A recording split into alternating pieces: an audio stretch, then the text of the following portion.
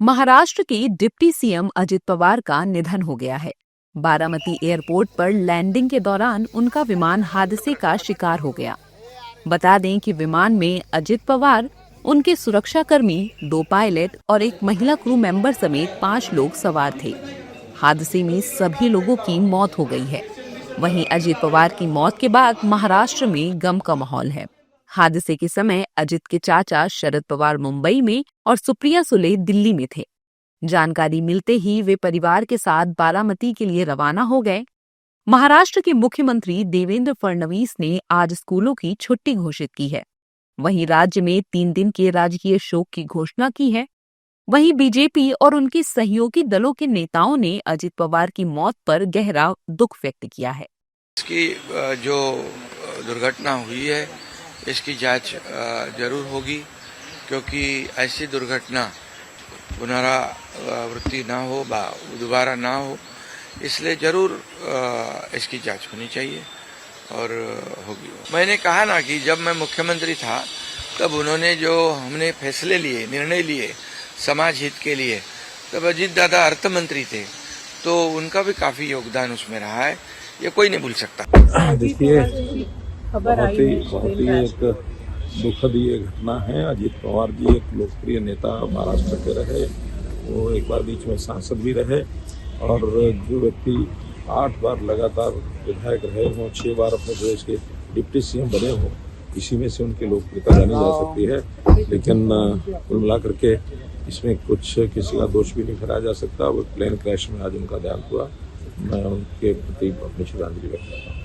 अजीत पवार जी एक बहुत ही बड़े नेता थे, बहुत एक्टिव नेता थे। विकास से उनका बहुत बड़ा नज़दीक का संबंध था और अजीत पवार जी मतलब वहाँ जिला पंचायत के प्रचार के लिए वहाँ पर बारामती जा रहे थे और विमान का जो क्रैश हुआ है उससे हमारा नुकसान हुआ है, भारी नुकसान हुआ है। महाराष्ट्र का एक बहुत एक्टिव नेता हमने खो दिया है और हमारे महायुति का बहुत ही सिंसियर नेता के रूप में वो हमारे साथ हमेशा रहे। बहुत दुखद, महाराष्ट्र की राजनीति में, भारतीय राजनीति में इससे बड़ी क्षति नहीं हो सकती। बड़े जिंदा दिल इंसान, बहुत बड़ा नुकसान हुआ। मैं पर्सनली जानता था, उनको बारामती का राजा कहते थे, राजनीति का राजा कहते थे।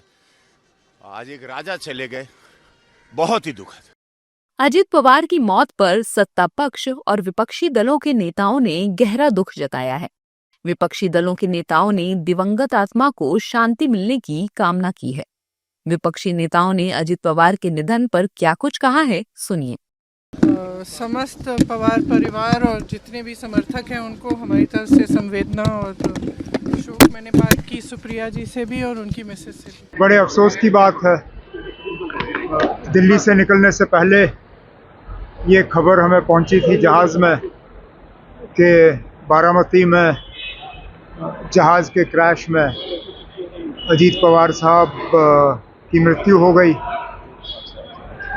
मैं अजीत पवार साहब को तब से जानता हूं जब मैं मुंबई में कॉलेज में पढ़ रहा था और पवार साहब के साथ रहता था।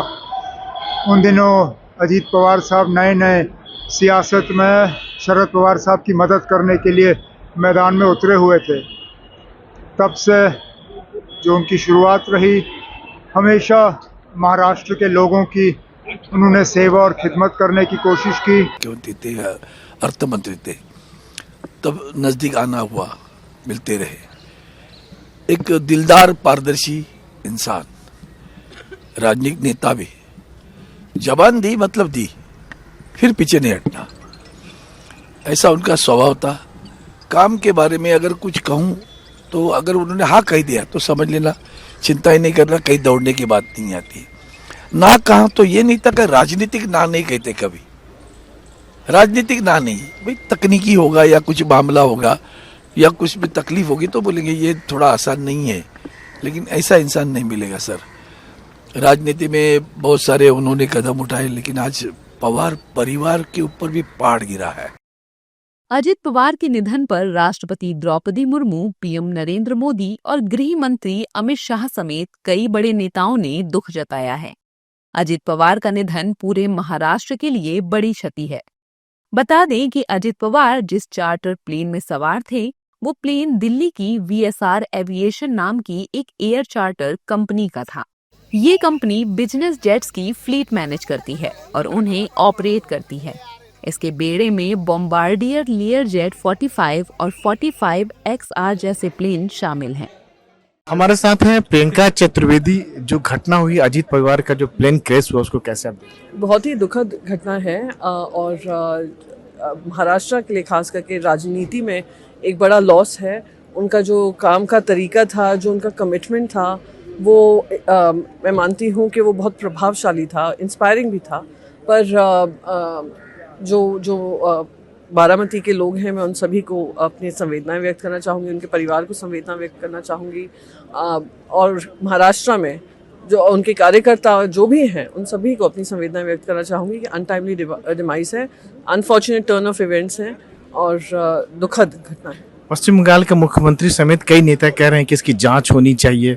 मैं इस पे कोई टिप्पणी नहीं देना चाहूँगी। इस समय पूरा महाराष्ट्र शोकाकुल में है, दुख का माहौल है, दुख की घड़ी है सभी के मनों में। तो इस समय पे मैं ऐसी बातों पे टिप्पणी नहीं करना चाहूँगी।